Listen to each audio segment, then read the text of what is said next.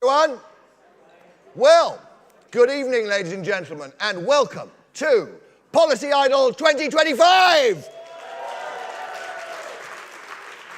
Yes, this competition is now 11 years old. Can you believe it? Which means we have been considering literally dozens, no, scores of brilliant policy ideas in this room since we first started the process in 2015. To be honest, it's extraordinary there are any policy problems left to solve.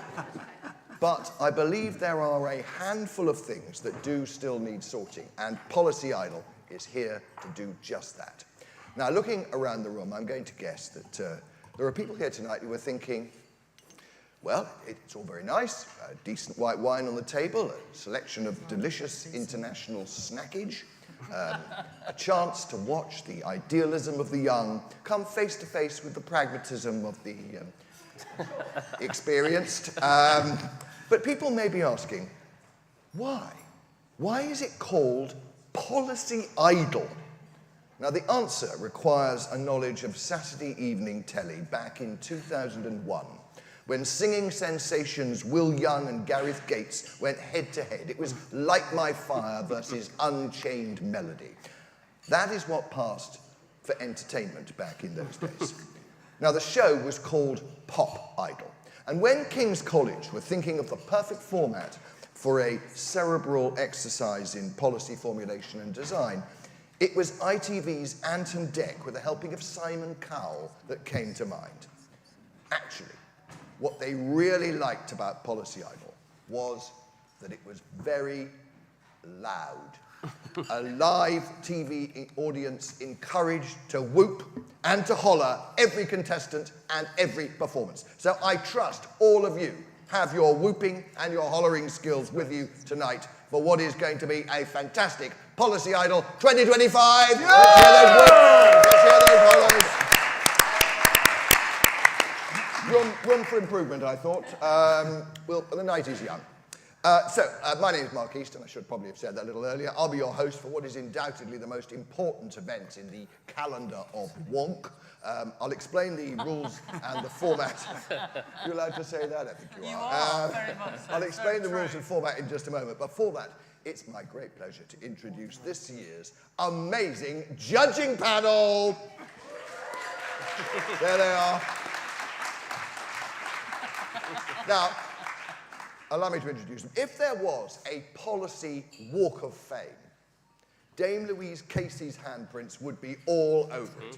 She has been numerous Prime Ministers' go-to policy idol, and there is barely a corner of policy life that has not felt the beam of the Casey torch. Now Keir Starmer has appointed her as the government's lead Ned. I've got no idea what that means. Me neither. Apparently, Apparently, she tries to ensure that Whitehall doesn't step on its own toes. I think that's sort of basically what it's Clearly about. failing on that. Which sounds pretty challenging. We also have on the panel tonight Sally Morgan. Sally Morgan, her hands would also be firmly placed, I believe, in the Policy Walk of Fame. A key advisor to Tony Blair, of course, when in number 10. Her policy skills have been recruited to ensure the 2012 Olympics were delivered. Thank you for that. That young people volunteered for things, always a good thing. And that schools are up to scratch, and more recently, that Fitzwilliam College at Cambridge wins University Challenge for a second time. I think that's basically... 86% state pupils, which is actually what I'm prouder of. So. 86% state pupils as well, a terrific achievement. So thank you to Sally. Yes, a ripple, but important ripple. In this room, that's a sign of overwhelming credit. It's very serious, Mark, very serious. Now, in 2001, that was the year, of course, of Pop Idol. We all realise that now. Jonathan Slater was not singing, but busy working on public service reform for Tony Blair and civil service reform for Gus O'Donnell. A distinguished career in public life was not enough for him. He was off thinking and arguing for good government policies, and as a board member at the Institute for Government, he continues to do just that. So welcome, Jonathan. Your first policy idol, I believe. Although I understand Jonathan has been doing some of the early rounds. I mean, those people who don't know, this is the grand final. There have been endless rounds in the past, and up to now, Jonathan's never quite made the top 10. We've allowed him on this time after a lot of early roundage. And finally, our quartet of judges, Bobby Duffy, of course, Professor of Public Policy, Director of the Policy Institute here at King's. He's worked across most public policy areas in his career, including being seconded to the Prime Minister's Strategy Unit, and he likes nothing better than writing books, asking questions, to which the answer is almost certainly no. Ladies and gentlemen, your judges!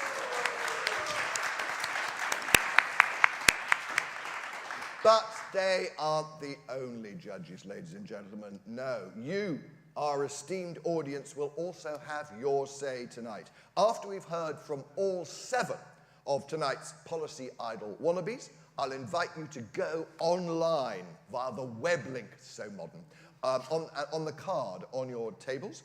And from there you can select and you can vote for your favourite policy idol. The presentation with the most votes will win the prestigious audience prize. Anyone who's been here before knows how prestigious that is. Now, as promised, a quick reminder of the format. So each idol contender will pitch their policy idea against the clock. They have precisely 3 minutes to convince the judges and you, the judges, first of all, they'll mark on presentation and on style, on substance, I should say, not the presentation, on substance and style. That was so confusing, I'm going to start again. So you've got substance and style, forget the presentation. No, don't forget the presentation, that's really important. Substance and style. So they will be thinking, how well did the contender marshal the evidence to support their policy, and how well did it work, how well did they sell it? The communication skills involved. They've got 3 minutes, as I say, go under, wasted seconds. Go over, and the judges may deduct marks. My assistant, Samata, has a whistle he'll blow at the 3-minute mark. Samata, can you test the whistle for us? That's the whistle. Can you give it a harder blow? That's it. That's the kind of forceful whistling that we'll be getting tonight. Now, if the contenders are still going at 3.5 minutes, and Samata will be keeping a close eye on this, a trained flock of herring gulls will swoop onto the stage and drench the contestants in the guano of disgrace. And we don't want that. So the stakes are very, very high tonight. There are 4 prizes, as I say. 1 for the presentation with the greatest substance, another award for the presentation delivered with the greatest style, your audience prize, and last but not least, our overall winner, our Policy Idol 2025. It's very exciting, isn't it? So it's time for our first presentation. So please welcome to the stage Sristi Sridhara. Sristi, come up.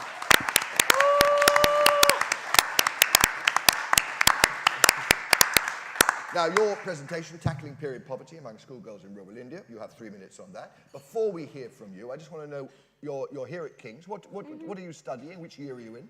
So I did BSc Political Economy, and I'm in my second year. Well, that's brilliant. So you do have 3. Are we ready, Whistleman? We are. Are you ready, audience? Okay. So the first of our contenders tonight, Srishti Sridhara, on tackling period poverty among schoolgirls in rural India. You have 3 minutes, starting now. Hi everyone, I'm Srishti. Before we begin, I want to introduce everyone to some of the most coolest and talented people I've ever met. My students from Teach for India. It was one of the most meaningful experiences I've ever had. However, I faced one peculiar problem, which was that my girls would often tend to skip or entirely drop out of school as soon as they got their period. When I decided to dive into this issue, this statistic was actually universal across the country. 71% of girls don't even know what a period is until they get it. 23 million drop out amongst other concerning statistics. And unfortunately, this unfairly affects low-income girls in rural households. This is what I wanted to focus on. The problems that they face are 1, the high cost of sanitary products. Second, shortage of sanitary products altogether, where often healthcare centers, hospitals, pharmacies aren't even equipped with them. They often have to rely on tissues, scraps, old cloths, or DIY ones. Lack of sanitation facilities, or even changing areas in schools, which often make them skip out. And then the most dire of all, cultural stigma and the lack of awareness on health risks, on clean sanitation products, on how it actually works. Of course, to combat this, the Indian government passed the Menstrual Hygiene Scheme, or the MHS. It devotes a large amount of money towards supplying free sanitary napkins, or subsidized one, to all schools across India, specifically in rural areas. It failed miserably. We saw this during COVID-19, where girls were often meant to rely on police officers or NGOs for sanitary products, who often face a lack of resources themselves. What I have is a solution. It's not something new. It's not another policy. It's not more money. It's just a change in the distribution system. First, periods don't stop at the age of 19, like how the MHS specified. Extend it to the age of 21, stop restricting it to schools, expand it to girls in all education facilities, all government schools, and all government colleges. Secondly, why do schools have to be the center of distribution? It's clearly a broken system. Expand this to mobile medical units for tribal areas and areas without primary healthcare centers in schools. Second, every single village, taluk, and a town has a primary and secondary healthcare center or a small hospital. Equip all of them with sanitary products. Third, schools have monthly distribution systems for all girls. Fourth, and the most important of all, are community healthcare center workers, or ASHA workers, who actually conduct cultural awareness campaigns and show women how to have safe sanitary habits. Equip them with sanitary products. And then, last of all, we already have a lot of money for this. All I ask is for this to be diversified and distributed across the system. Period poverty costs girls too much, and it shouldn't any longer. Thank you.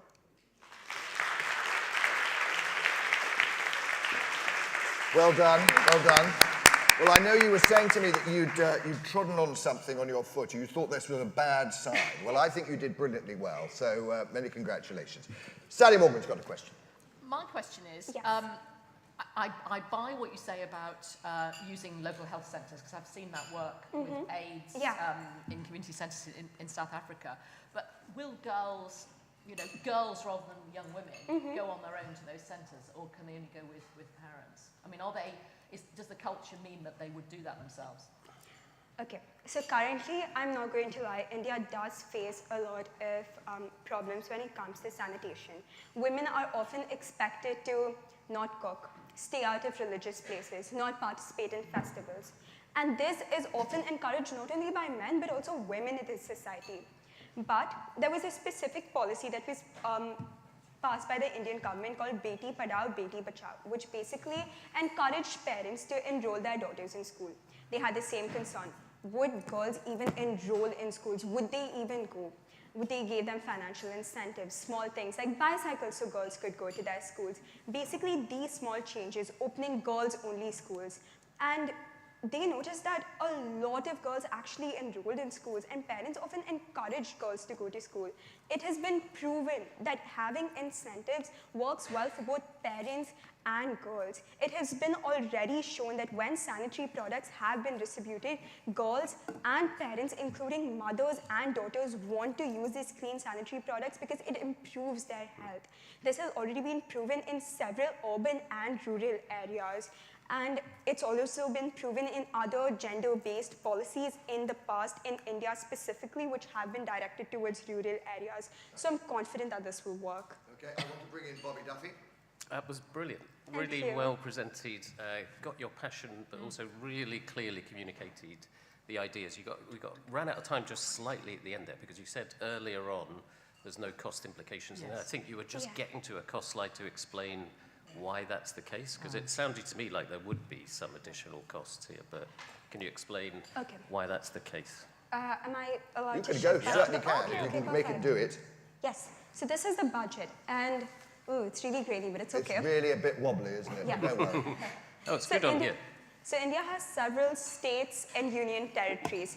Each is allocated a specific amount of budget that depends upon the number of girls enrolled in schools. There's one specific state called Kerala, which has been extremely good in this and actually offers menstrual leave, free menstrual products. And what they've noticed is they have higher girls coming to school, and they've stopped skipping out on school altogether because of period poverty. And now this budget is more than enough. India historically has a problem of underutilizing the money that is directed towards women's healthcare policies or anything. We have the Nirbhaya Fund, which is meant to prevent sexual violence against women. Hardly used at all.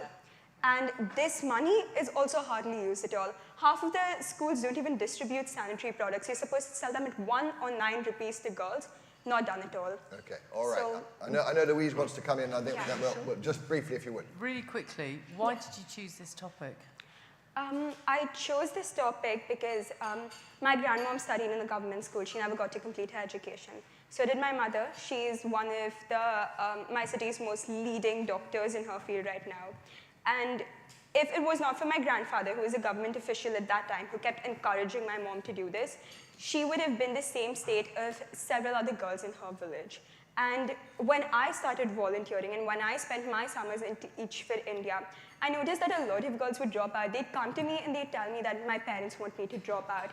I can't come to school because I have my period. And this would always affect their grades. And initially, I have a horrible organization problem, so I track everything in an Excel. And I noticed that girls often skipped out on lessons that were vital to their tests. And you might think that, okay, this is a 6th grader, she skipped out on one test. But when you have a girl who already comes from a low-income household, isn't encouraged by her parents, when you have her skip out in 1 week in a month, that makes a test, that's another lesson, she often skips out on her chance to education and also increases her health risks, which is why this was so important.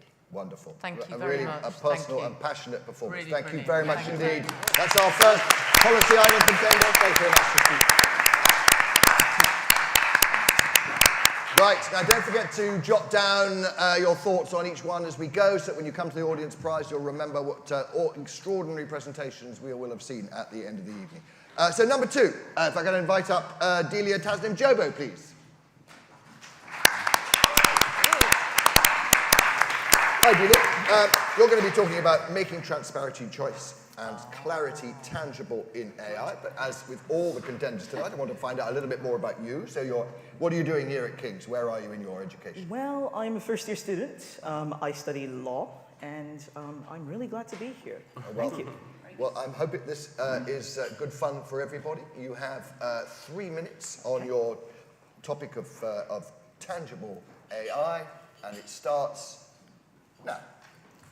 Imagine for a moment that the apartment that you've been eyeing for months suddenly rejected you for tenancy because an algorithm labeled you as high risk. Or that you've been accused of committing benefits fraud and you now have to pay back years of benefits that you apparently stole because an algorithm thought so. And in each of these cases, you had absolutely no way of challenging a decision whatsoever. Now, if that sounds absurd and downright terrifying, well, I can offer scant reassurance because all of that has actually happened. Now, what makes these injustices unique is that they can only happen when AI has uncontrolled access to your information, your data. Now, AI is everywhere.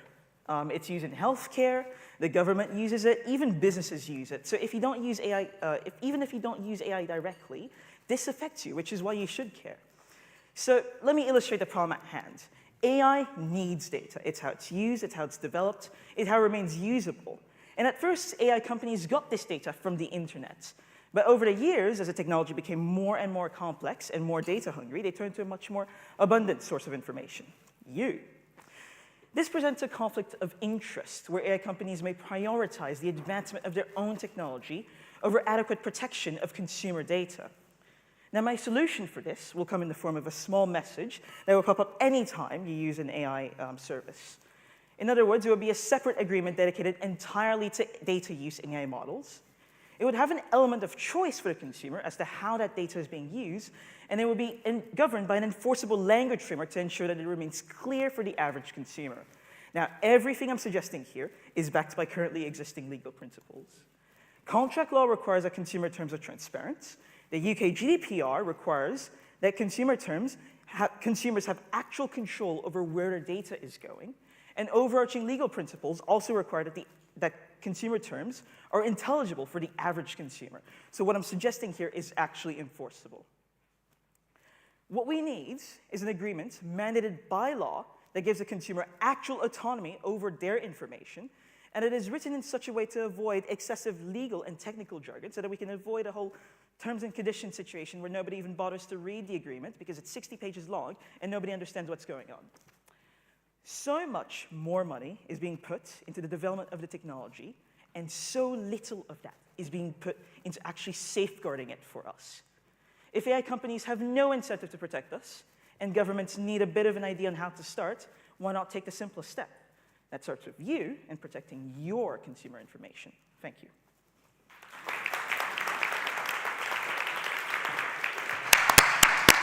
Thank you, Delia. You actually had 25 seconds left. You could have made a whole load more points. But anyway, I'm sure you could probably make a few. Well, ask away. When our panel gets loose on you. Jonathan, yes, we haven't heard from you. Jonathan.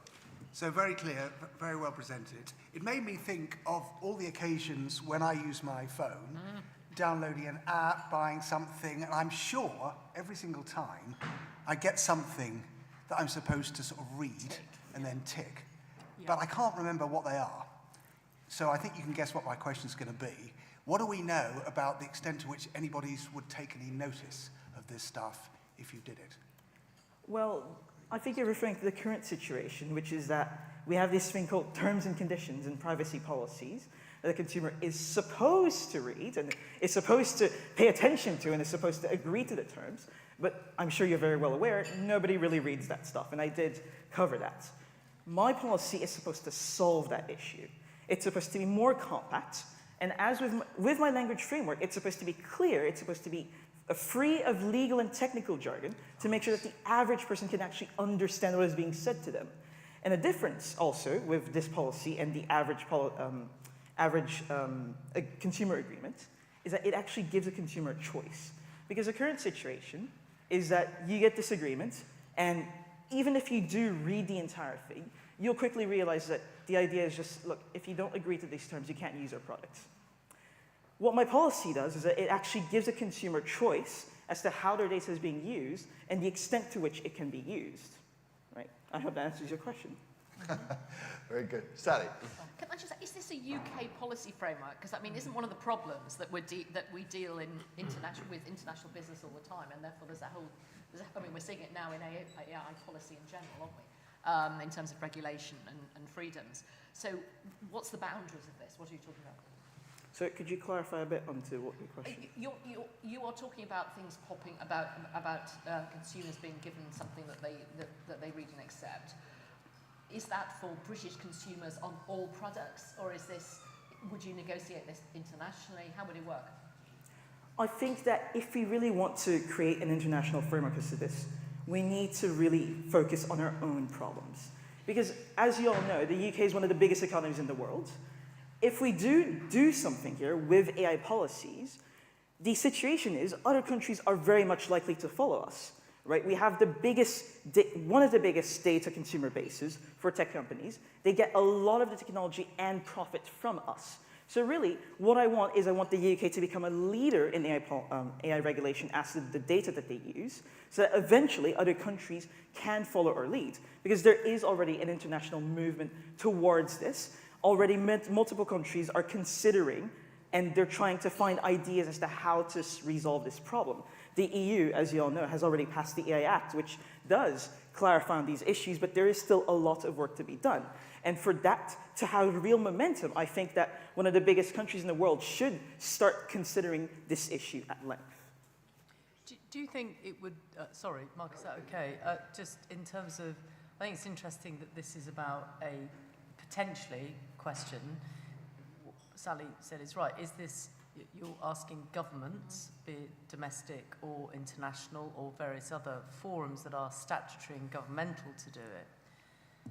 There's a part of me that thinks that listening to what you're suggesting is actually, isn't it better to consider why this is in the interest of the AI providers and that they need to be able to be more kind of responsible about how they are communicating with the consumer in a much safer way. So your target could be the IT companies or tech companies rather than governments, because governments don't want to legislate in this area. They don't, on the whole, governments don't want to legislate on anything, let alone on something they don't necessarily understand. Unless, of course, it's crime, Mark, at which point we do it all the time. But leaving crime to one side, on the whole, the governments don't particularly like masses of legislation.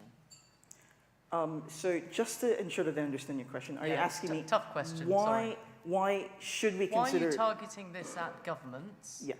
Rather than thinking, how do I target this product, what you're suggesting, this policy product, to actually the tech companies? Which then goes beyond the boundaries. It's overlaps with my question, because that then goes beyond the boundaries, the international boundary. So if I understand correctly, I think the main concern in your question that was implicated there was that what about all the resistance as to regulating AI itself, right? Because companies have lots of interests to be met in this area. So my answer to this is that essentially, I am not asking for something out of left field, right? First of all, there are already existing legal principles, as I have shown, that support this. And second of all, I am not regulating the AI itself. I'm just asking AI companies to be a bit more honest about what they're doing with our data, and I'm asking them to actually follow the law that already exists, which is the UK GDPR. So everything that we need to do this is already in place. This is not something completely new. I just want to consolidate everything that we have. That's brilliant. We run out of time for questions, I'm afraid, but another brilliant presentation. Thanks very much, Delia.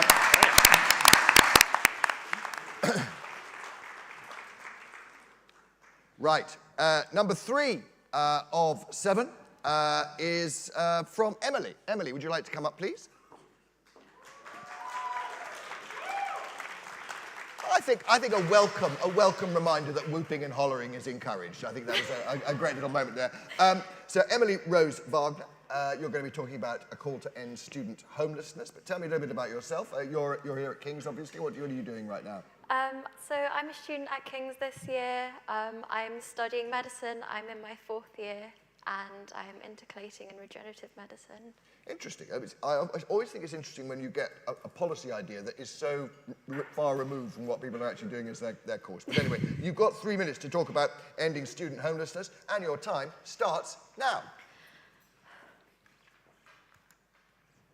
The first time I was homeless, I was 18 years old. I asked if I could move into my room in university halls early and was told that this simply wasn't possible. So my room sat empty while I was left homeless. Hostels were very expensive and also fully booked, so I stayed with people that I knew who took advantage of my forced reliance on them until I could eventually afford to move between travel hostels, which cap your stay at a week at a time. This pattern of homelessness resurfaced the following summer where it's expected that you stay with your family, overlooking those of us who don't have a family to stay with. Periodically having to compromise my safety in pursuit of an education has been a very dehumanizing experience, and one which I don't face alone. Apart from estrangement, there are a number of reasons why students are unable to depend on their parents for any form of support. While there isn't data on independent students as a whole, it is seen that at minimum, there are 3,000 new estranged students coming into university in the UK every single year, a third of which have experienced homelessness both just before and during university. And estranged students are also twice as likely to drop out. This homelessness and attainment disparity is similar among other groups of independent students, with care leavers being 10% less likely to get a high honours degree. Thus, I propose that all independent students should be guaranteed 365-day accommodation throughout their studies, including the summer before and after university. The Unite Foundation offers this to a small number of independent students for free. Now, students on the scholarship not only don't drop out at a higher rate than non-independent students, but the attainment gap also shrinks significantly. However, what I'm proposing is that universities can still charge a normal rate for their accommodation, thus providing an additional opportunity for income. One myth of why this might not work is that there simply isn't enough space. However, research by Lavender has shown that despite universities usually using their halls in summer for conference venues and for hotels, these rooms that they have available still remain largely vacant at this time. Implementing this policy would also provide a benefit to society by increasing representation of marginalized groups in skilled jobs, by improving social mobility, and by fostering innovation through diversity. This would also benefit the universities directly, not only by improving their students' attainment and continuation rates, but also by positively impacting their environment, which impacts their REF funding allocations, funding which is worth £2 billion annually. Thank you for your attention.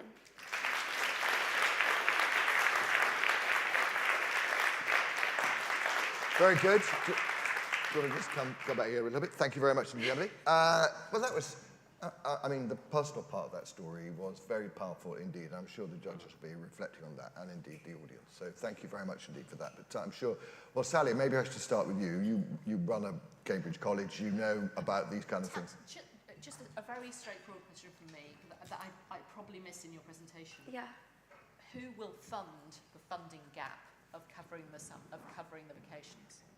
Or is it all scholarships and bursaries? So, of which, by the way, I think there are quite a lot, but there's clearly big gaps.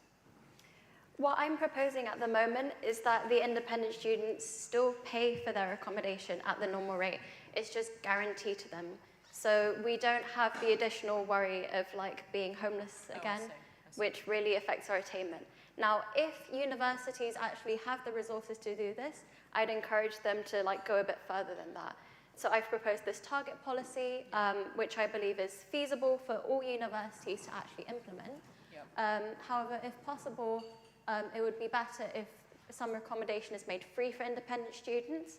So that's something that they're doing at Magdalen College, Oxford. Yeah. And then, like, as an additional stretch, if the Unite Foundation scholarship could be extended to all independent students, because at the moment they only allocate like 90 scholarships a year at random. Yeah. Thank you very much. Thank you. Lots of interest from the judging panel. I'm getting nods everywhere. Bobby, you want to come in? No, just to say, incredibly powerful and really well communicated. I guess my question is, it seems so obvious to me, why is it not happening? It kind of seems like a no-brainer. Why does this just not happen, particularly your target as opposed to the stretches? So that's a great question, and I can only really speculate. Essentially, there is a sort of similar policy which kind of happens but isn't really like official. So 75% of students actually do have some sort of accommodation guarantee for some class of independent student. 25% don't, however, and if you look at the list of universities that don't, you'll notice performing arts colleges, music, drama, and then also prestigious universities, Oxford, Cambridge, Warwick, SOAS. These are essentially the universities that we're being locked out of. With the 75% that do, they don't offer this to all independent students. They don't include the sum before and after. However, it is proof this policy is feasible. So I think the reason why this isn't being implemented is that independent students like me they're not really seen in the spaces where we have power to influence policy. So, sorry, I'm really... Well, I think when a judge says, why has no one done this already, that's probably a pretty good sign. Yeah, You wanted to come in. Yeah, what I'm doing here at Policy Idol is sort of trying to be a voice for my community. Absolutely. So I think an incredibly powerful voice, Emily. And if you don't mind me saying, I'm also somebody that comes from a background that did not have accommodation at the right time, at the right moment, and struggled, therefore. So thank you for standing up for me and for all of us that follow in your footpath, really. I think the key question about all of these things, though, just to be tough for a minute, is like who pays for these things. And even though you say that students will pay and then they stretch, I think, is there an argument that you need to convert the fact that if people do get into university and are there throughout the year and they don't have to worry about their accommodation, you know, just being blunt, because I am from a similar background as well, I just feel the economic case for that wasn't made in your presentation. And I think that, you know, it's so obviously there, isn't it, that actually if you've got all of these people that want people like from the wrong side of the tracks, as it were, from less advantaged backgrounds to get into university, their contribution to the community in the country is so huge. And it's so disproportionately huge because they've got a better background. Look at you standing here right now tonight. Did you think about whether you could put the economic case together, or did that feel beyond the stretch? Yeah, so I mean, the economic case is there. It, like, offers like universities like a additional sort of income source. Yeah. And wait, let me. Yeah. I've got slides for this. I do think it's really smart when you can go back over your slide. This is the one you need to look at again. Yeah. Very good. I okay, see. Sorry, so I didn't see this. Yeah. Forgive me. Yeah. No, it's fine. I prepared some extra slides for questions. Yeah, I thought about that. So with the guarantee, so universities that have additional staff costs is what people may think. However, first of all, it's a steady, reliable source of income because you know the student will be there throughout the whole summer. Yeah. And it's also reduced staffing costs compared to term time because there are less students staying in the accommodations. So the alternatives that are being used right now are, first of all, using the spaces for hoteling and conferences. So first of all, that doesn't use up all of the spaces. Then there's also more income, but it's less reliable. And you also have more staffing costs because you need to like clean the rooms every time a new person comes. Yeah. And also there's a tax issue with this. So a lot of universities that rent out their student accommodation as hotels, they can only rent a small number because that affects the taxes they pay. So then the rest of them are left empty. And I think it's also the dropout. Adding on to, it's the dropout costs if somebody has come onto their course and isn't complete. Imagine if you didn't finish your course. That's a terrible waste for the taxpayer. Yeah. So I think. It sounds like you're getting some positive feedback. Yeah, very good. I'm impressed. We've run out of time, I'm afraid, but a brilliant presentation again. This time from Emily. Thank you very much indeed. We've got some supporters in the audience. Well done. Thank you. Can you take that back down there for me? Thank you. Very good. So we are almost halfway through. Our next presentation is from Esther. Esther, please come up.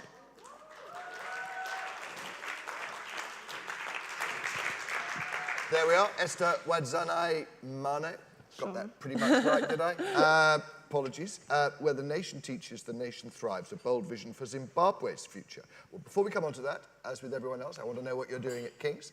Thank you. I'm an African Leadership Center Fellow, and I'm studying Global Leadership and Peace Building, a master's program.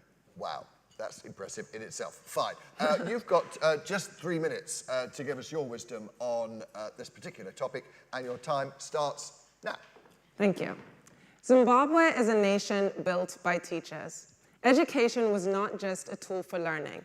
It is a weapon and it was a weapon in the struggle for independence. Teachers became the backbone of resistance.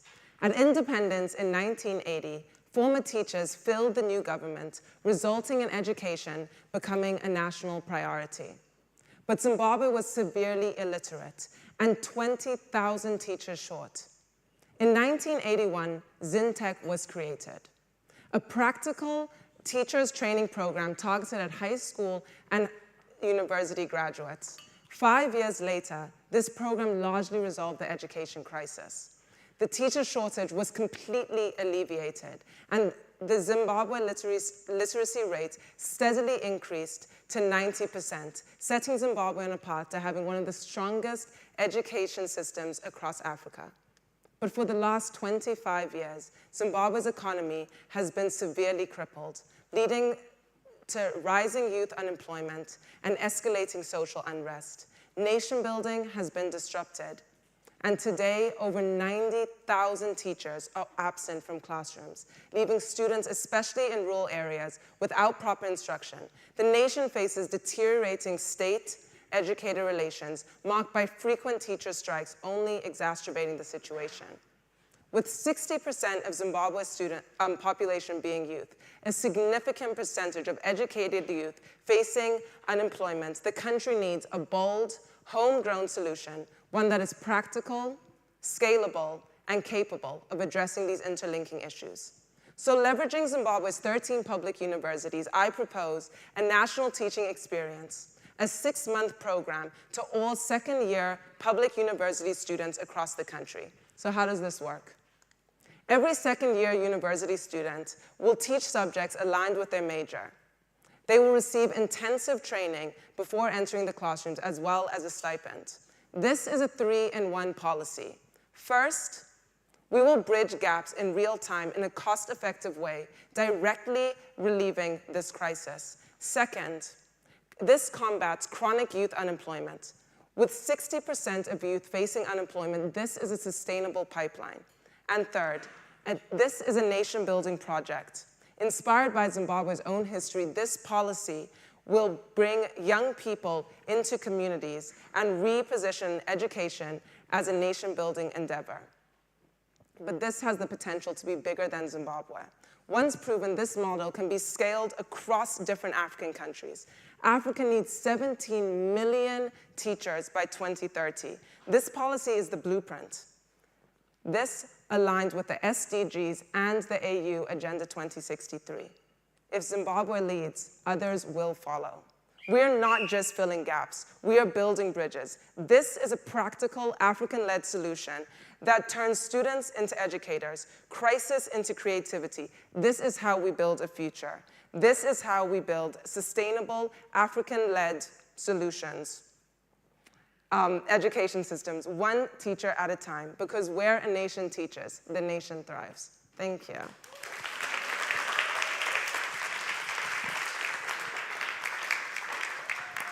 Thank you very much indeed. Esther, again, we are being really blessed tonight. Fantastic presentations throughout so far. Who'd like to start us off there? Jonathan. So I love the idea. Everybody takes the turn in teaching the next generation. Do you have any evidence, any experience from other countries, any times when this sort of thing has worked? What happens in practice when people are asked to do something they don't really want to do for the good of the country? Does it work or doesn't it? Well, I think first the evidence comes from Zimbabwe's own history, which is why I felt like this policy is a very strong and practical solution, because students were used to become teachers in Zimbabwe, and that alleviated the crisis, plus made them become teachers. Like my own father did this program, and then now, and has always been a teacher and an educator. So I think there is proof in Zimbabwe's history that this model actually produces educators. So everybody, in the 80s, everybody had to do teaching. In like right after independence, university students all had to do a teaching service. And it worked fine? For 5 years, and then the crisis was... And it worked? Yes, because there's the idea of nation building is deeply, I think, incremented into African societies, where there's kind of an aspect of community, where education isn't just, oh, I'm going to school for me. It's very communal because number one, the people that supported your education also need to reap the benefits. So I don't think there will be a lot of maybe pushback in terms of incentivizing the students as much as maybe more pushback in incentivizing the government. Very good. Who else would like to? Yeah, Bobby. That's great. That was brilliant. Really well presented again. Such a clear story, and great to have that personal connection to it. So it was just kind of two-part thing, I guess. So Zintec was a great program. And why did it end? It just ended because the crisis ended, and it's kind of related to the second part, which is always one of the key questions around cost and how is this actually resourced and funded? Yeah, thank you. So yeah, Zintec ended because the crisis ended, which actually goes to why I think that was a bit of a failure in the sense of not thinking about creating a sustainable future, and especially as education was a pillar. But in terms of costs, I have a bit on the budget where actually education has always been a priority within the national budget of Zimbabwe. So this budget for the program can be split into two costs. We'll have the student cost, which is a stipend, and the accommodation, which it's not already in place. A lot of rural schools already have staffing accommodations in place, and these can come out of the national education budget. There is one on infrastructure, a section of that budget, which can come out, and then stipends can be, since meals, accommodation, transport will be provided, stipends don't need to be so high cost for the students. And the second part of the budget, which will be the most intensive part, is to create these program offices that will have to be fully staffed to not put pressure on the university staff that's already teaching and lecturing, but to actually kind of have a program, kind of like study abroad programs in the UK. So that will be the biggest part of the budget, and these will have to come out of state budgets, and that can be education as well as youth, and as the youth budget and the sports and culture budget. Very good. Sally? Clearly in the past, when it was first introduced, it was universal, so it was sort of mandatory, it was universal. Are you suggesting that this is the same, this is universal again, or is it about those students who really want to do this? I'm just thinking, perhaps not a very good analogy, but if you think back to when Teach for America was introduced, in a sense it was a kind of public service, and there were incentives attached almost in terms of those students being seen by organisations, by businesses, to have done something useful and good, and it helped them in their future. I mean, whether they stayed in education or elsewhere. And I'm just interested in whether you think you pick what you did in what happened before in the 80s and you just lift it, or is there a different model? No, yeah, I think because the teacher crisis is 90,000, which is massive, I think it has to start as everyone. Right. And it expands across all subjects. Yeah. So especially STEM in the rural areas. So science, where a lot of people who are being trained as teachers usually go into math, English. So I think that is kind of where it really helps with those STEM students in universities can go in and teach physics and teach chemistry in high schools, as well as students doing history and geography. So I do think it needs to be across, and I think in terms of the long term, so after 5 to 10 years, in the long-term sustainability, maybe if there's other degrees that kind of have other community outlooks, it can, like medicine, it can be alleviated from those degrees, but I do think to begin, and as the crisis is so far-reaching, it does need to be all students. Thank you. Really, really interesting presentation. I particularly like the fact that you see this as a potential model for an entire continent. Really ambitious, really interesting, fascinating stuff. Thank you very much indeed. Thanks very much indeed. Give that to Juan. Yeah. Next up, number 5 on your song sheet, we have Juan Andres Mena Valdez, who's going to be talking about creating markets. It was a bit of applause for Juan. Yeah, I think so. Thank you. Markets to address organised crime in prisons. You're going to be talking about that for 3 minutes in a second. Before that, as with everyone else, I want to know what you do at King's. Well, I'm from Chile. I'm a lawyer, and I'm doing a master in public policy. Wow. So how long have you been in the UK?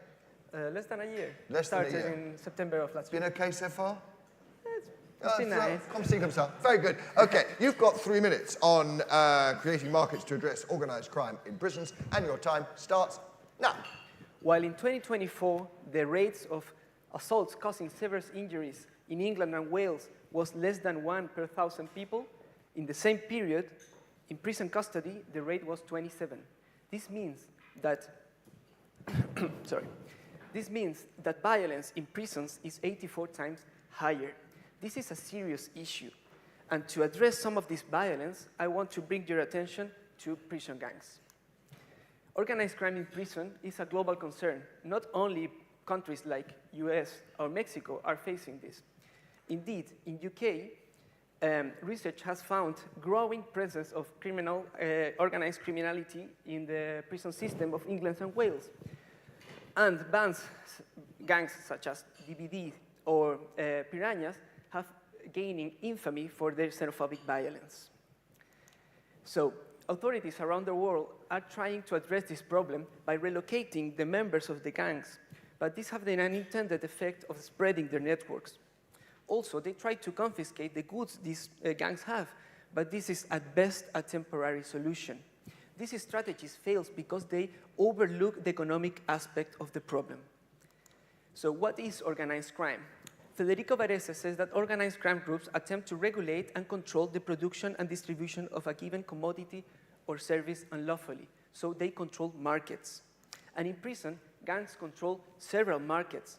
Some of them respond to very legitimate needs, such as food, protection, cigarettes, or communication, and other goods that are not legitimate. But why organized crime control these markets? Well, first, because the state either refuses or fails to meet these needs, regardless of their legitimacy. When this happens, the supply meets the demand anyway, leading to the emergence of illegal markets. And illegal markets, such as any market, need enforcement of contracts, need dispute resolution. And this is precisely what organized crime provides. They provide governance through violence. This is the source of the power. So to address this, my proposal is to create a specific legal markets to these legitimate needs, such as cigarettes, providing inmates with the economic means to lawfully access these goods. If we do this, we will be reducing the scope of action of organized crime groups, we will be reducing the dependence of inmates on them, and we will be shifting the balance of power within the prison system. If we are success in this, we should expect to see less violence, less crime, and more higher integration success. Thank you very much.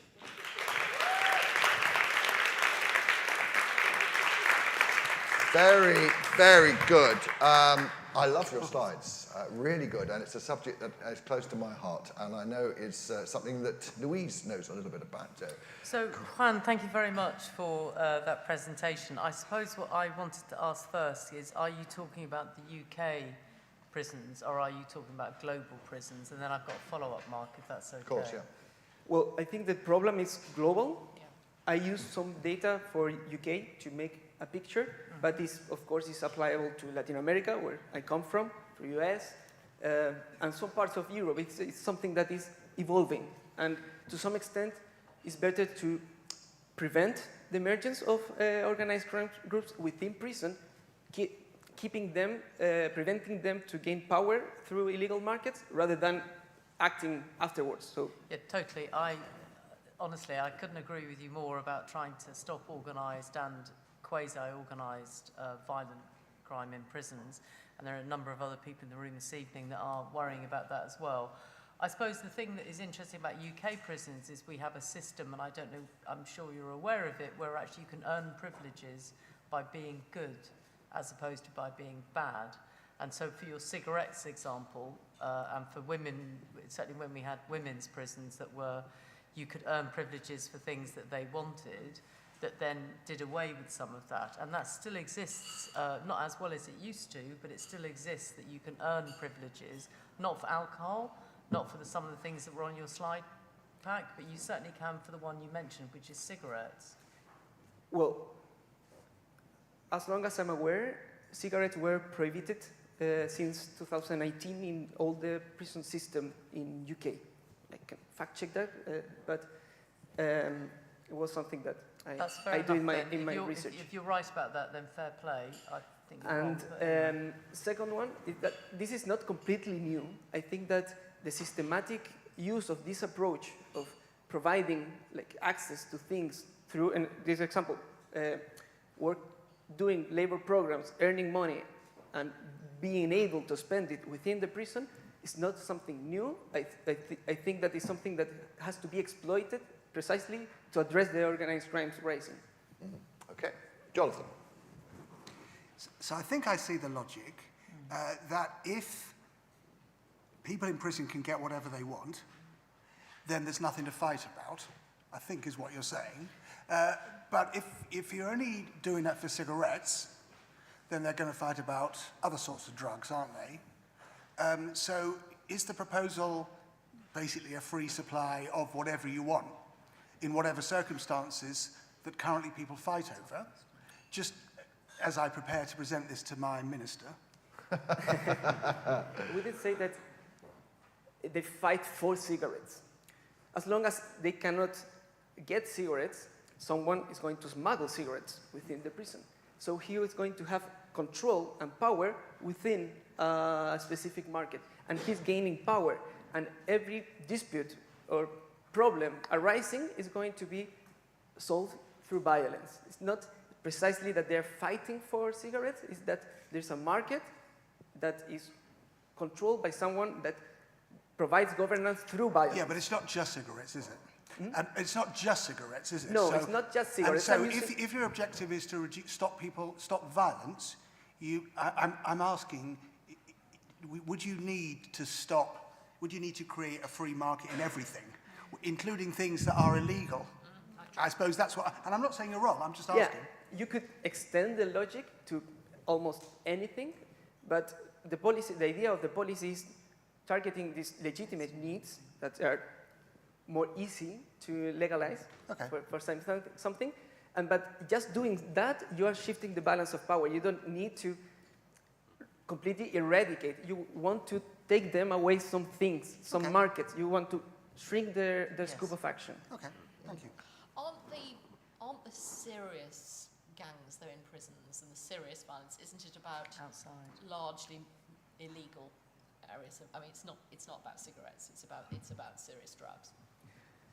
I would say that the two biggest markets they control is protection and drugs, of course. But tackle directly those markets is extremely difficult. And the usual approach, like the war on drugs or the war on violence, only brings more violence. So this is a tangent way of reducing, to some extent, the power.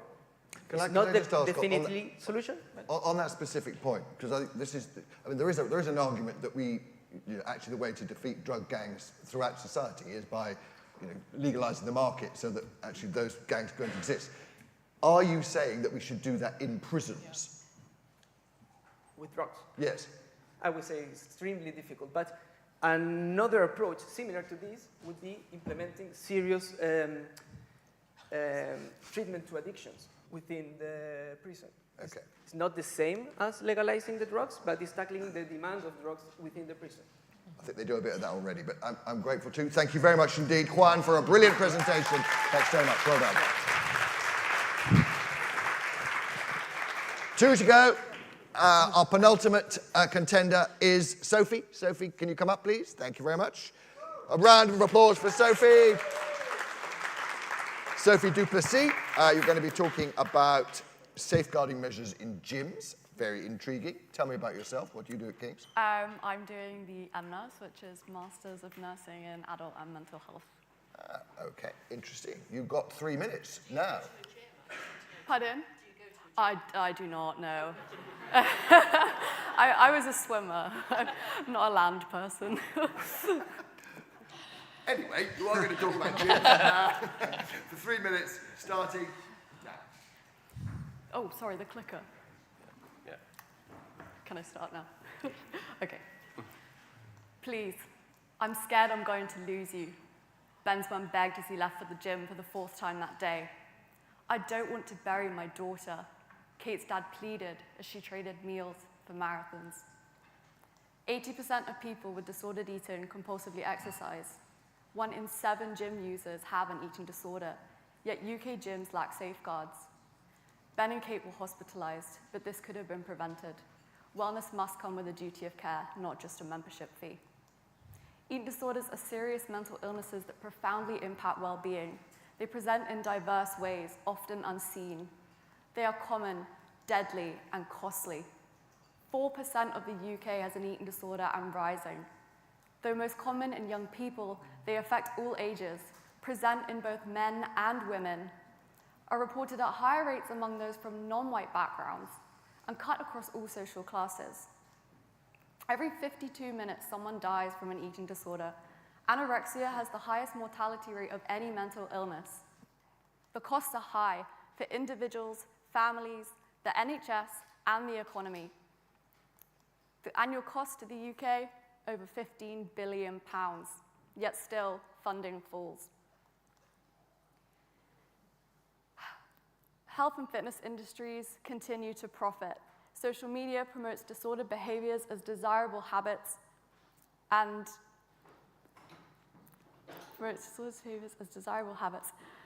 eating disorders masked as wellness ghosts slip by unnoticed.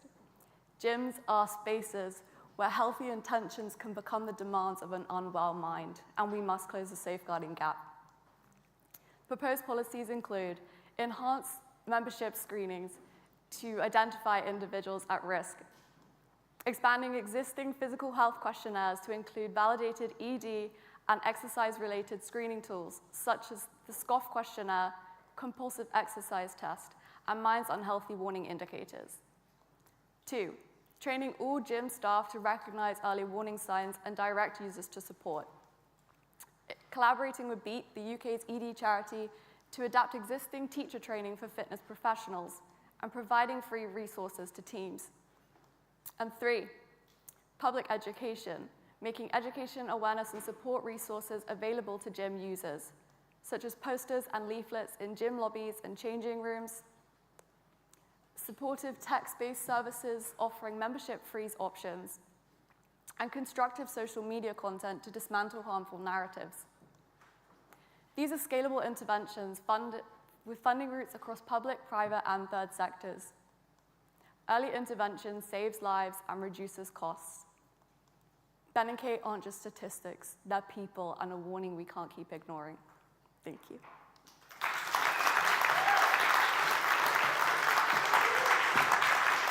Well, that was absolutely spot on. The whistle went literally as the final full stop came to can I just ask them, beautiful slides. Thank you. So where did the graphics come from? Did you make those yourself, or were they from some existing Yeah, no, material? I used to run a little Etsy business, so I'm used to doing kind of creative bits and bobs. Yeah, that would be nursing's loss, I suspect. But anyway, look, another brilliant presentation. I'm sure the panel will agree. Who wants to start us? Yes, Louise. I just want, first of all, Sophie, thank you so much for that. And, I didn't know about it, so how incredibly helpful. I suppose that's also my question, which is, when you said it, because I looked at the presentation before we arrived today, and I thought, I wonder what that's all about. And I wasn't expecting what you said. And I suppose, how did you come across this as an issue? And how did you think, at some level, it seems so bleeding obvious. Yeah. Do you know what I mean? Yeah. And yet, another level, I'm ashamed of myself that I'd not put those two things together before. And so, what got you there? I myself was an elite athlete. I wasn't a gym goer, as I said. I was a swimmer. And I've seen the impact on elite athletes, but anybody really who's inclined to exercise, and this pressure to be of a certain body size or a certain muscle composition, and there's an exclusive focus on diet. And I think with the increase in social media, we've seen just a massive shift to this obsessive diet culture, and it's all over your algorithm, whether you're young or you're old. My mum does not exercise, she hates exercise, but even on her Instagram feed, she's seeing things, lose weight, do this, do that. So coming from that background, it was something I was very much aware of. I myself have struggled with an eating disorder, and in recovery, this is something that's really challenging to navigate when you're trying to counter everything that society's telling you to lose weight and get in shape and eat healthy and cut this and cut that, and you're trying to do everything the opposite of what society is demonizing. Sorry, I'm getting a bit emotional. It's really, really tough. Very brave. And it's just so frustrating to see how nothing's being done to actually put those measures in place to protect these people. So, yeah. Well, thank you. Thank you for your frankness. Yes, Sally. I thought it was great because I love policy ideas that are practical, and I thought your page of who would support this and buy into it and potentially do something was absolutely spot on. And I just wondered, have you had any conversations with anybody to know whether, I mean, instinctively I think you're right, that I can imagine all your different categories saying, oh yeah, well, we could do this. I just wonder if you've had any conversations with any of those groups about how to take it forward. I mean, it strikes me it should also be rather good in schools, by the way. Yeah. So I spoke to the commissioning team at BEAT, and they were able to give me some numbers, like some costs for development, adapting their existing teacher training, which I'm happy to run through if you'd be interested in. But yeah, so I was able to speak with them about what it would look like to kind of use the existing infrastructure that we have in place to develop it for fitness instructors and gym staff. They were very much on board. They said it was very feasible. It's not a particularly expensive intervention, and it's definitely feasible in terms of the posters and things like that. They already exist. It's about putting them in those spaces. Exactly. Thank you very much. I'll come to you in a second, Jonathan. Bobby first. No, just say that was incredibly powerful again. So clearly communicated. Slides really helping. Just a quick question and then one reflection on it is. So Ben and Kate at the beginning, it'd be good to hear what that was, that little bit of story, because that sounded a really important part of context. And then just kind of building on Sally's point, is if you looked around different countries, different types, maybe even different types of settings, to see whether anyone else has tried something similar. Yeah, so unbelievably, nothing like this is in place in gyms, which, as you say, you put two and two together, it seemed, why aren't we doing it? There are some other examples of similar interventions. So, for example, the mental health funding for training for salons and barbershops, where people have come forward and quite literally said, my hairdresser has saved my life. So we know that kind of thing works. Additionally, with kind of the toilet door campaign for the NSPCC, they're receiving calls from children in toilet cubicles. So we know that these things do work. It's just about putting it in this context. Yeah, Jonathan. We're happy. What a terrific presentation. Thank you very much indeed. Thank you to Sophie Duplessis.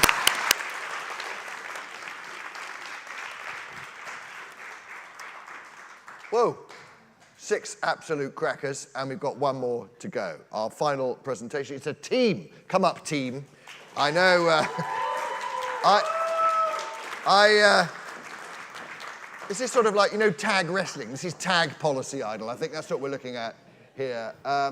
And I know that you were going to be 6, weren't you? I think one person has dropped out. That was Elisa, Elisa is not doing it tonight. But we got Rosie, we got Catherine, got Juliet, Isabella, and Aminata. And you're going to be talking about Mind the Gap, reducing policy-driven inequality. Now, I don't want to talk to all. Are you all doing roughly the same thing? Yes. You are. Yes. So can I ask you, what are you all doing? Yeah, we're in the Global Health MSc here. Oh, right, okay. And did you all meet here for the first time, or did you know each other? Yeah, we did. And you just had this thing, we need to sort this out. Yes, exactly. And here you are on Policy Idol. Okay, I've got no idea how this is going to work. It's a shame we haven't got 6, because that would make it even more entertaining. Anyway, well, good luck. You've got 3 minutes. I won't do the maths, but you've only got about 25 seconds each, I reckon. You have got 3 minutes, and it starts now. Imagine a child born today, right here in the UK. If that child is black, their chance of surviving infancy is half that of a white child. If they are born into poverty, as 1/3 of children in the UK are, they have an increased risk of developing a mental health disorder. And if they live in substandard housing, cold, damp, and overcrowded, they are at increased risk of respiratory infections and asthma. If they're born in the most deprived area of the UK, they can expect to live nearly 2 decades less healthy life. This isn't about doctors and hospitals, this is about the conditions in which we live and work, the social determinants of health. These outcomes are not coincidental. They are inequality-driven and reinforced by policy. Currently, policymakers are only required to give due regard to 8 protected characteristics by law, including things such as age, race, sex, and disability. This vague consideration isn't enough given the immense impact we know policy has on people's lives. Although we can't ensure that all legislation is perfectly equitable, we can place inequality at the forefront of decision-making. How do we know these practices aren't working? Because we've seen policy after policy passed which have reinforced inequalities. From austerity cuts to housing and immigration reforms, policies shape lives, and right now, they're shaping futures defined by inequality. Our solution, a mandatory inequality impact statement for all proposed legislations, both at the national and local level. This is to assess how policy will impact inequalities before they're implemented. So how would this work? It will involve 3 stages, a mandatory consultation period to allow people to voice how they would be impacted by the policy. This will include civil society organizations, academics, and local communities. And this will be coordinated by the Government Equalities Office. Policymakers will then have to fill out this inequality impact statement to evaluate the effects of the policy on all social determinants of health, beyond just the 8 protected characteristics. If the policy is passed, then the statement is published for public access, transparency, and accountability. We know this works as similar approaches have been taken in other countries. Some focus on specific determinants such as racial impact statements in certain United States or gender assessments in Germany. Sweden uses committees of inquiry that work independently of governments to draft proposals. Our approach takes a more comprehensive view of the determinants and uses consultation periods similar to Canada and Australia. Overall, our approach strengthens and aligns the UK with international best practices and strengthens our commitments to equity following the UN Sustainable Development Goals. We need bold action. Inequalities in the UK are worsening, and current practices are failing to reinforce them by policy. Everyone in the UK deserves a chance at a happy, healthy life. With this policy, the government has a chance to make that a reality. A better, fairer future is possible, and it starts here. Thank you.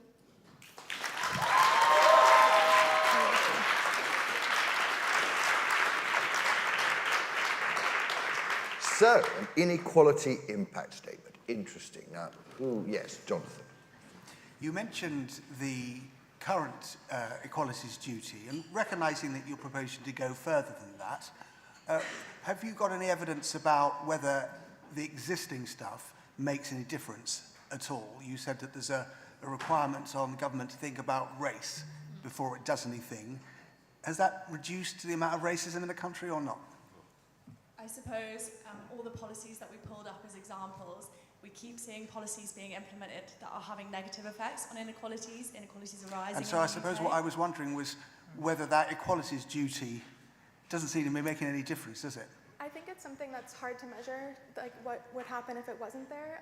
But I think currently it's really just regarded as ticking a box, and there's not an extra thought and comprehensive conversation, including civil society and you think, the general public. I see, and it's the consultation phase that you think would make the difference? Yes. Yeah, Louise. Well, I suppose having somebody that's worked in government and now back again, we've had equality impact statements, and each government department is proposing a change of policy is supposed to do an impact statement as to the impact. You've drawn a close, it was really good to go to the health inequality because it seems so unjust, really, that somebody's 20 years different depending on where you live and what your social circumstances are.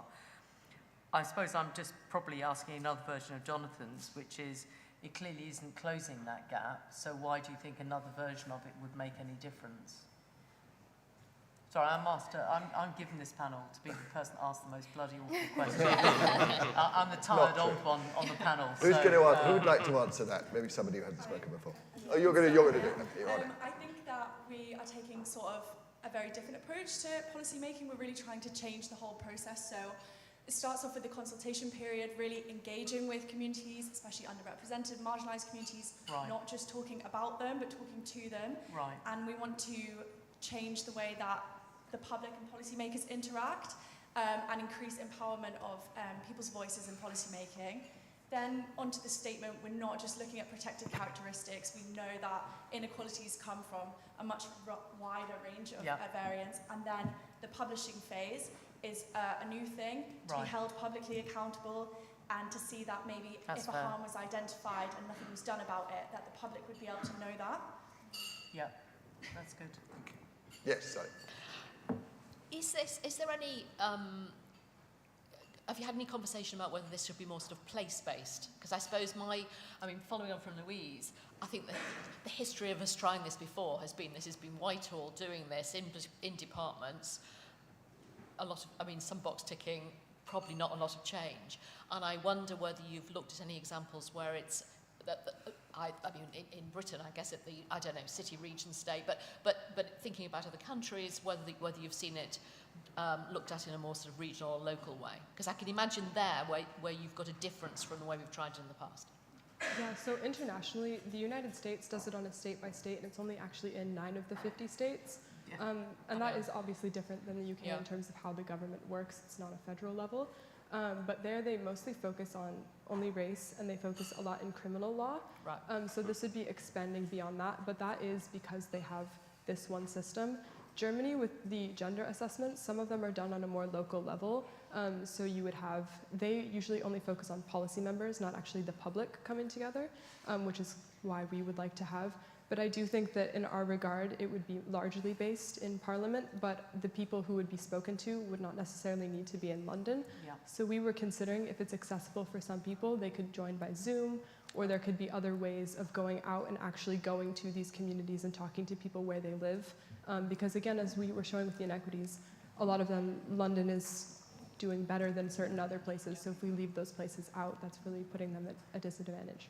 Okay. Adding to that, that we mentioned it would be not just on a national level, but local as well. So local policymakers in different regions, city level, like you were mentioning, and then depending on what the policy is and the community that they're in, the different types of members that they would have for the consultation period. Good for you. Thank you. Bobby, did you want to come in? Yeah, just quick. Brilliant job again. Really well coordinated between you, and you got the story across incredibly well.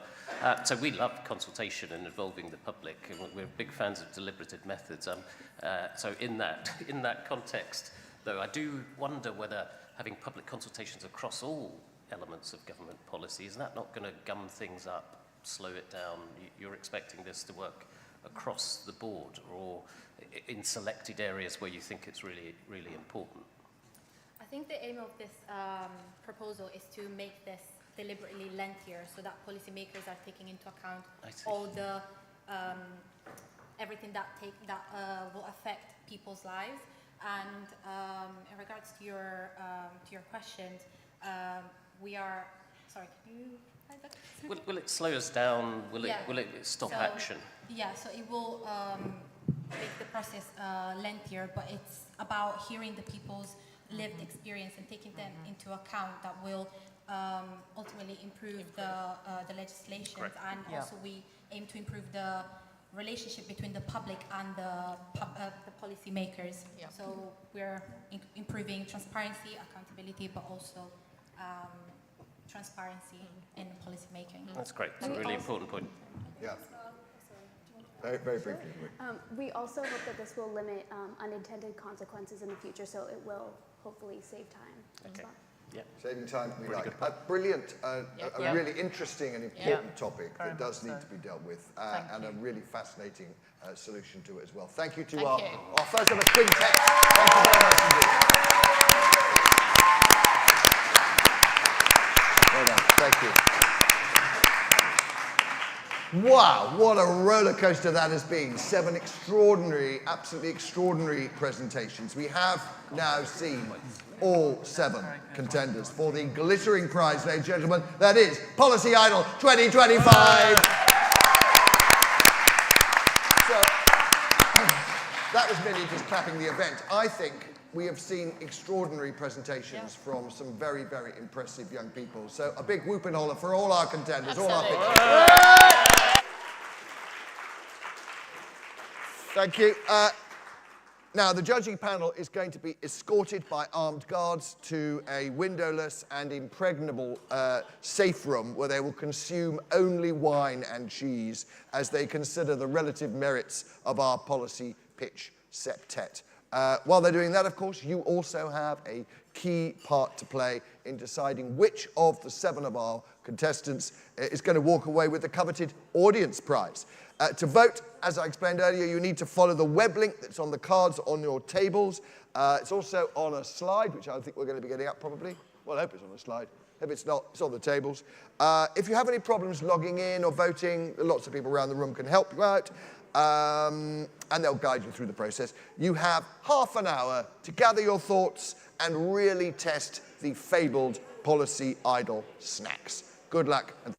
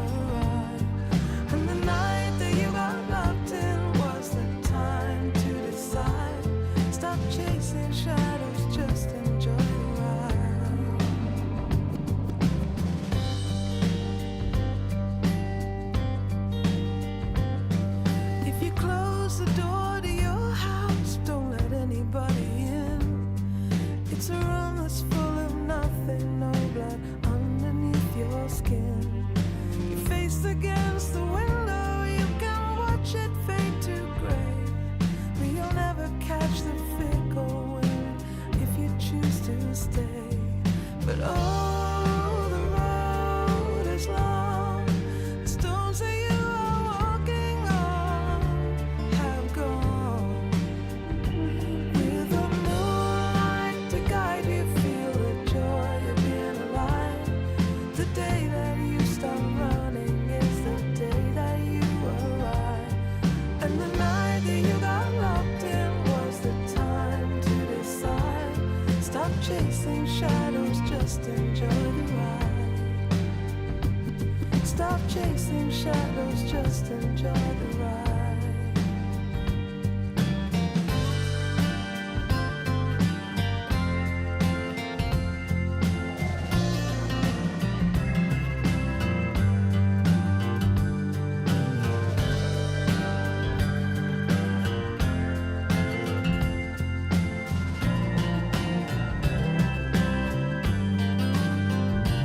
With the moonlight to guide you, feel the joy of being alive.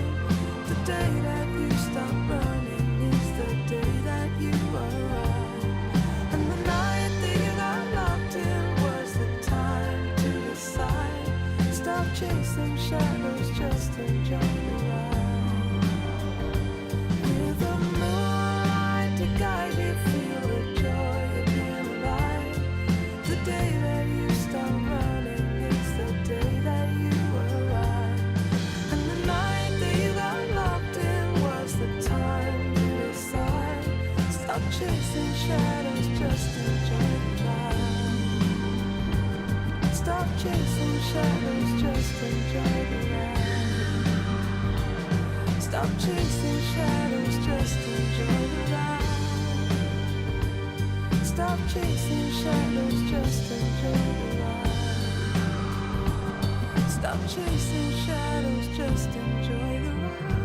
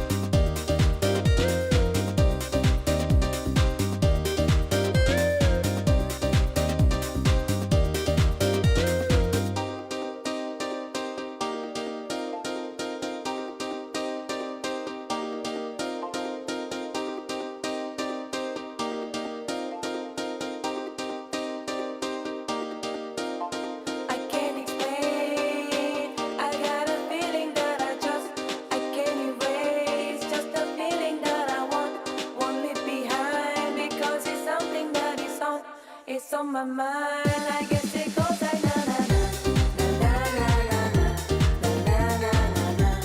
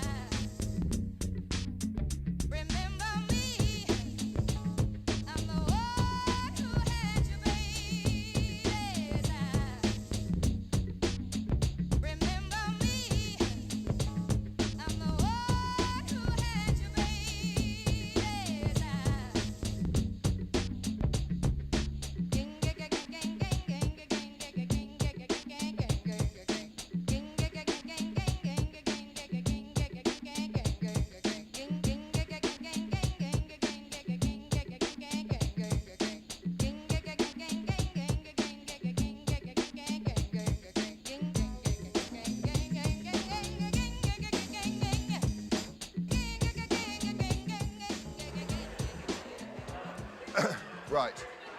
Get those judges on their seats.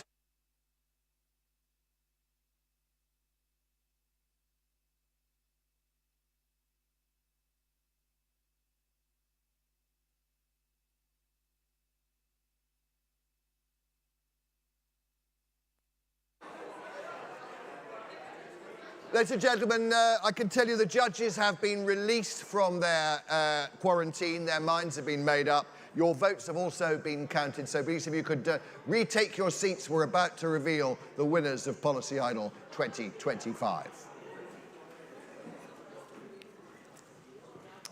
Yeah, if the judges could get back in their seats, that'd be really, really handy. Take your time. Well, what a terrific competition we've had yet again, and we are now moments away from learning who are the winners of this year's Policy Idol. To present the prizes, it's my pleasure, as many times before, to ask Bobby here is going to, he's got checks, he's got money in his hands, he's got a giant check over there. It's very, very exciting. So we are going to, first of all, if I got this right, we're going to do substance, is that correct? We can do any order we like, is what you're telling me, isn't it? We're going to do substance first, ladies and gentlemen. So, I can tell you that... Actually, I haven't got the winners here. Can I... I'll give these back to you in a minute. So do the runners-up as well? That's a runner-up. Don't want that.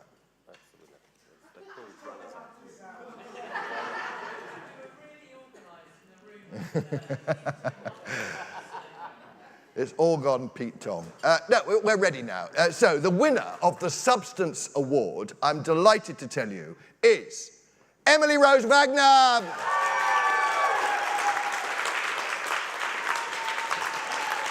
Come on, Emily. Come.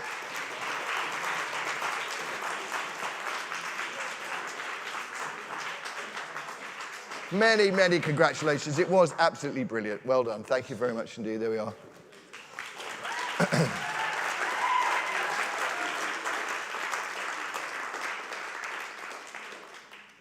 Marvellous. OK, and we're now going to move on to the winner for style. And I can tell you that the winner is Estimano.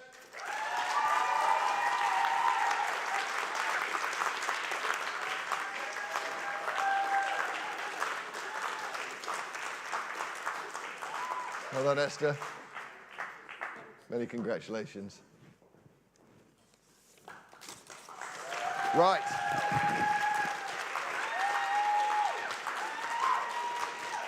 And the audience prize winner for 2025 is, don't go anywhere, it's Estimano.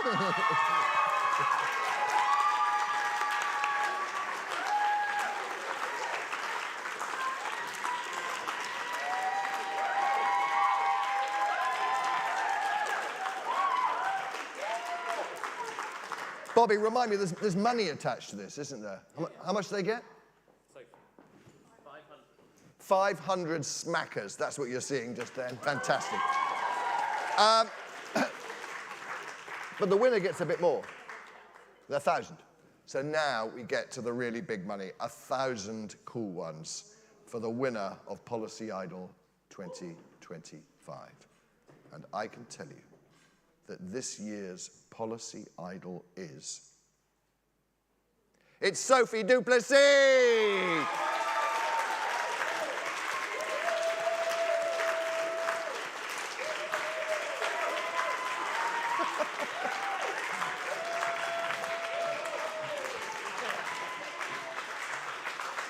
Well done. Many, many congratulations. That's fantastic.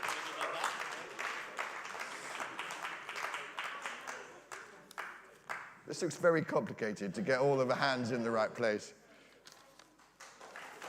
Absolutely fantastic. Well done.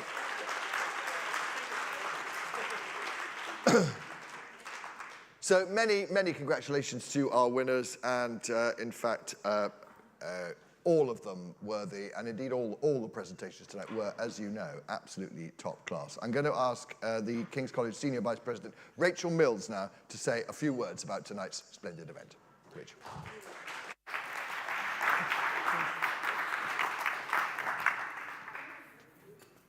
Good evening, everyone. As Mark says, I'm Rachel Mills. I'm the Senior Vice President Academic. And wow, I've just been blown away this evening. That was such a privilege to hear such passion, such personal stories, really moving at times, fantastic ideas, and at least 2 of them I can take away and action as a senior member of staff here without doing anything at all, without costing anything, so thank you. So these fresh perspectives are really crucial in shaping all of our futures, and tonight we've seen the power of our students' voices, whether they're first-year students, again, wow, through to master's students, having ideas to change the world right the way across the globe. And it's these types of ideas that show the power of education, show the power of what we're doing here at King's and that connection with governments across the world. And this competition, as we've heard, has been going on since 2015. There have been something like 800 students have participated so far. And students and winners from previous years have gone on to make tangible differences to policy right the way around the globe. And we're so proud of our alums that go and do that.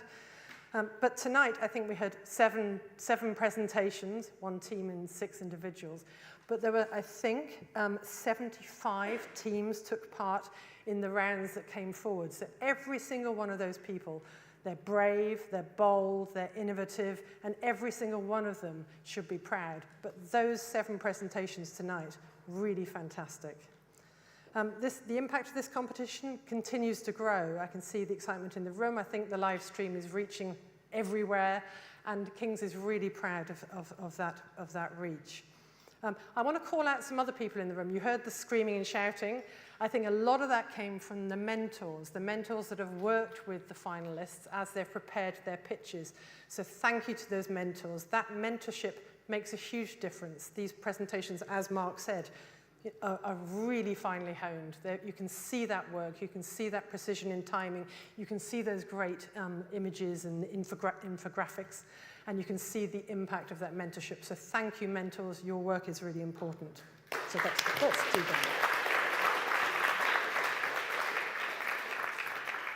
And I want to say thank you to the judges. I mean, you're pretty scary. I think you gave them a hard time, but that's really important because that's what it's going to be like out there. It's really important, all of us, as we're making pitches, to be ready for those tough questions. And I thought all of you dealt with them incredibly well, to be there, to be able to present in 3 minutes to time and then take tough questions.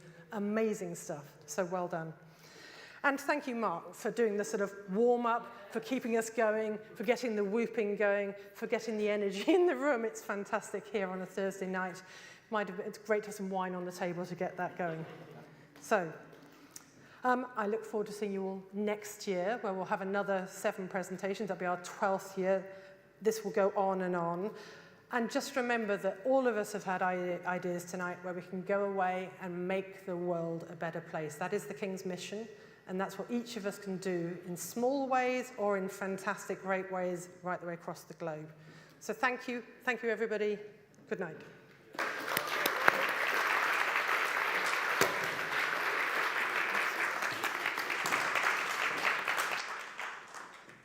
If I could just say a few words, thank you very much indeed to Rachel. Policy Idol is almost at a close. If I could add my congratulations to not just the winners, but to all our potential idols who this evening collectively restored our faith in the next generation of policymakers who can, as Rachel was saying, make the world better than the one we have at the moment. There is room for improvement, I think we can all agree. A huge Policy Idol thank you to our judges who brought wisdom and insight and an appreciation of a good wine to our proceedings tonight. Yeah, a round of applause for our judges. Thank you to Samata, who did a brilliant job on the whistle. I hope you appreciate the very, very impressive. Thank you to all of you for your whooping and your hollering, as well as your hard work in finding the audience winner this evening. I would ask that the finalists, if you could all come back up for a few photos, but to everyone else, it's been an absolutely inspiring, a wonderful evening. Farewell, have a safe journey home, and thanks very much for making Policy Idol 2025 such a great event. Good night.